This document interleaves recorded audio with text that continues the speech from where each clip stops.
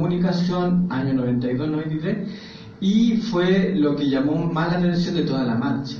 Entonces, según el Rolando Jiménez, todos las organizaciones de detenidos desaparecidos le reclamaban a él que por qué habían puesto una travesti ahí, ¿ya? Que la travesti fue más fotografiada que la marcha por el informe Red y la conquista de esos derechos. Entonces me odiaba porque me decía, y nosotros además somos una organización de hombres que amamos a otros hombres, y sales tú, delincuente, degenerada, representas todo lo que no queremos ser, porque ellos tenían en su discurso de que eran hombres que amaban a otros hombres. Por lo tanto, entonces, yo me quedaba bien en la nada, porque venía yo recién saliendo de una burbuja, ¿ya? Yo cuando entré en la organización no tenía idea de que existía la Declaración de los Derechos Humanos y de que además esta Declaración de los Derechos Humanos tenía que ver conmigo y con mi intimidad, ¿ya? Fue ahí la organización que yo cada vez lo fui entendiendo más, y además también entendiendo que desde esa perspectiva entonces yo era una existencia analfabeta, ¿ya? Es decir, a pesar de haber estudiado toda la enseñanza básica, a pesar de haber estudiado toda la enseñanza media, no hacía una reflexión crítica de lo que me pasaba a mí, de mi deseo, de mi búsqueda del placer, con todo lo social, ya que se suponía abarcaba la Declaración de los Derechos Humanos. Entonces yo me di cuenta de que yo era analfabeta, no hacía esta unión de lo íntimo con lo público, de lo íntimo con lo político, y también no era únicamente que me pasaba a mí, sino que era un rasgo de toda la comunidad travesti, ¿ya? De la comunidad travesti, que en ese tiempo sabíamos que era la comunidad que estaba en la calle, en la noche, prostituyéndose, ¿no es cierto? Ofendiendo la moral y las buenas costumbres y todo ese cuento. Entonces, a partir de eso fue que yo fui entonces convirtiéndome más en una participante de la organización. En la organización me capacité como monitora de prevención en SIDA, luego como encargada de proyectos,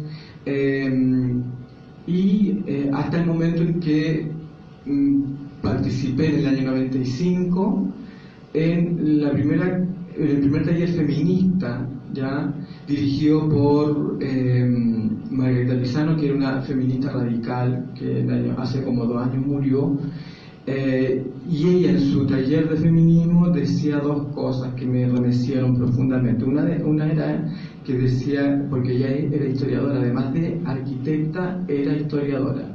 Entonces dijo en su taller, delante de mí, en mi cara, me dijo: las mujeres no existen en la historia. Ya, yo estaba como, pero ¿cómo se le ocurre decir a esta vieja que las mujeres no existen en la historia? Que mi madre no existe en la historia. Y empezó a fundamentar por qué. Ella decía y fundamentaba de que la mujer no existe en la historia porque mayoritariamente los hombres son los que escriben la historia, y además que cuando los hombres escriben la historia respecto de otros hombres, y estos hombres son siempre conquistadores, inventores, guerreros, ¿no es cierto? Son siempre los héroes de la historia, ¿ya? Y no hay ninguna mujer protagonista. Las mujeres son siempre secundarias, personajes secundarios. Y claro, en ese sentido entonces me tuve que asumir que eso era verdad. En la escuela y sobre todo en el liceo, siempre lo que teníamos que leer era en relación a la masculinidad, a la historia que nos contaban el Quijote y todo el cuento. Y lo otro que dijo es que las travestis éramos copia de la mujer del patriarcado, ¿ya? Éramos la copia hollywoodense, ¿no es cierto?, de juventud, de belleza, ¿no es cierto?, de docilidad, de servilismo del patriarcado, ¿ya? Y por lo tanto entonces nosotros éramos enemigas del feminismo, de su feminismo, que era un feminismo, ella entonces decía que era un feminismo radical. El único feminismo que existe es el feminismo radical, lo demás vale callampa, decía ella. Era re interesante porque era provocadora y entonces a mí me hizo reflexionar mucho porque hasta ese momento yo era la única travesti que estaba metida en la organización. Incluso cuando yo conocí a las travestis de la calle, ya cuando yo comencé a tomar contacto con las travestis de la calle, porque yo hacía prevención de SIDA, le iba a entregar preservativo, ¿no es cierto?, en las calles donde las compañeras se juntaban, me preguntaban: ¿por qué vos estáis metida en una organización homosexual, una organización de maricones, que lo tienen todo? Estos maricones lo tienen todo, ya, y más encima van a tomar su regio copete a Plaza de Armas y después se van a la discoteca a pasar por chancho, y una aquí en la calle mostrando el poto, chupando pico, peleando con los pacos, peleando con la otra travesti, ¿no es cierto?, agarrándose a puñetazos, alcoholizándose, mariconeándose, y ellos lo tienen todo. Y más encima quieren más. Ya nosotras nos maltratan, nos escupen, ¿ya? Ellos siempre se jactan de no ser como nosotras, ¿ya? De que nosotras somos lo peor de la sociedad. Y yo con el tiempo entonces le fui encontrando razón. Le fui encontrando razón por una parte a la Margarita Pisano, que decía que había que sufrir porque la mujer no existe en la historia, había que sufrir porque nosotras las travestis somos banales, y había que sufrir porque las mismas travestis decían que los gays estaban obteniendo todos los derechos y ellas nada. Ellas, que además también ponían el cuerpo en la calle, se peleaban con el sistema, con la sociedad, con los hombres, ¿no es cierto?, no tenían nada. Y entonces yo dije, entonces reuniendo todos estos elementos, yo dije, algo tengo que hacer. Ya, cuando yo iba a entregar el preservativo a mi compañera, pero había escuchado todos estos otros elementos intelectuales, teóricos, académicos, sobre el feminismo, sobre la historia, yo dije, aquí está pasando algo. Las compañeras me están contando cómo sufren, ¿ya?, por el hecho de ser quienes son, y esto, por el hecho de ser quienes son, no está siendo escrito, ¿ya? No está siendo registrado en la historia, ¿ya? Claro, si la mujer no existe en la historia, ¿cómo podría haber una historia travesti? ¿Ya? Entonces yo dije, aquí me está llegando esta información, y esta información yo creo que es la historia travesti, ¿ya? Lo que me decían las compañeras. Cómo se lo vivieron con la familia, cómo se vivían el tema con el trabajo sexual, con la explotación sexual, cómo se vivía el ser travesti con las demás compañeras, con las enfermedades, con el alcoholismo, cómo se vivía pagar las cuentas siendo travesti. Hay un montón de hitos en la construcción de la travesti. Y entonces dije, voy a empezar a escribirlo, y apareció entonces mi primer fanzine, porque a mí se me ocurrió hacer un taller de escritura, ¿ya? Y después el taller se llamaba taller de poesía. Entonces ahí surgió el tema de ser una travesti que escribe poesía o poesía travesti. Y entonces aquí yo fui un poco registrando las cosas y las reflexiones que ellas me contaban. Les voy a leer.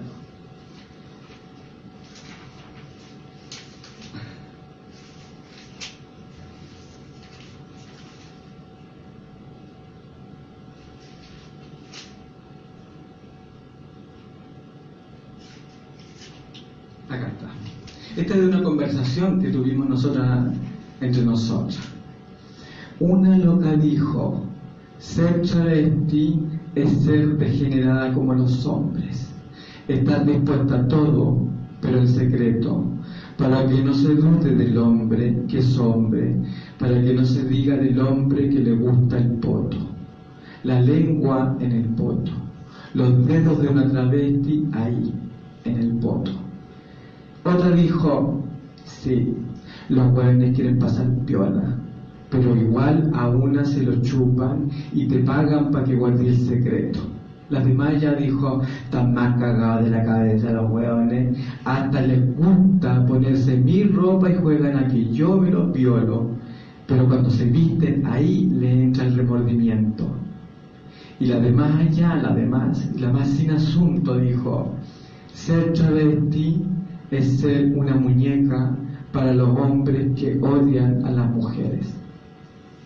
Este texto es una conversación que nosotras tuvimos y me parece que entrega un antecedente maravilloso, doloroso, crítico, ¿no es cierto? Entonces, lo que yo digo es que nosotras, aunque no escribamos, aunque seamos analfabetas, en nuestras conversaciones tenemos reflexiones críticas respecto de nuestro mundo, ¿ya?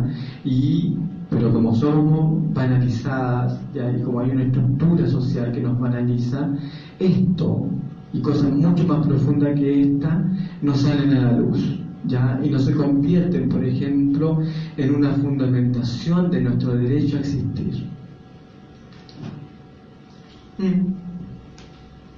Entonces yo en mis textos, que fueron surgiendo así, en dramas pobres, enferma del alma, con todo homicida, cuerpos para odiar, son todos textos que intentan construir una biografía, ¿ya?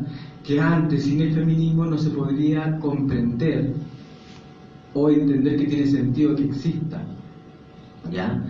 Incluso mis mismas compañeras que son travestis me dicen, pero las weas que andáis escribiendo y más encima de decir que son poesía, esta wea no rima, me dicen. Esta wea no rima, no puede ser poesía, ¿cachai? Pero hay gente, ¿ya? Académica, feminista, me dice, no, esta wea es poesía. Esta wea de que vos decís que nosotras, las travestis, somos muñecas para los hombres que odian a las mujeres, es potente, me dicen. Bueno, el cuento es que entonces yo fui de a poco construyendo la posibilidad de un activismo que tuviera como herramientas, ¿ya? Como herramientas políticas, no únicamente un discurso político, ideológico, sino que también una propuesta, como en este caso poética o literaria, ¿ya? Y también me interesa mucho que el activismo travesti, sobre todo en Chile, potencie otras formas de comunicación como la performance, como el teatro, como el cine, además de la escritura, ¿no es cierto?, y de una posible poesía travesti. Me interesa entonces el tema de, esta era mi presentación, ahora me interesa el tema de la crítica de género, ¿ya? Y por lo tanto, entonces, para eso les voy a poner un videíto que podría introducir para reflexionar respecto de la crítica de género.